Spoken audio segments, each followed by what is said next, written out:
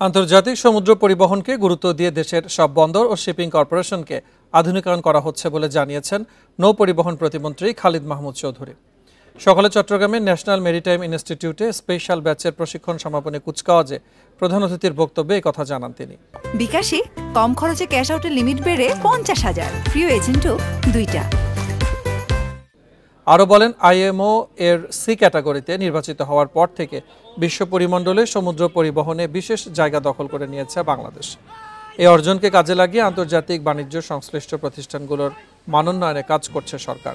এরই অংশ হিসেবে চট্টগ্রাম বন্দরের বে টার্মিনাল, মাতারবাড়ি গভীর সমুদ্র বন্দর, পায়রা ও মংলা বন্দরের আধুনিকায়নের কাজ দ্রুত গতিতে এগিয়ে চলছে বলেও জানান খালিদ মাহমুদ চৌধুরী।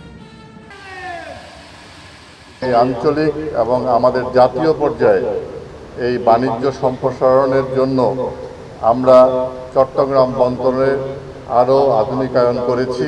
চট্টগ্রাম বন্দর এখন শুধু বন্দরের মধ্যেই সীমাবদ্ধ নয়, নতুন বন্দর পায়রা স্থাপন করা হয়েছে। মংলা বন্দরের আপগ্রেডেশন প্রোগ্রাম সেখানে চলমান আছে।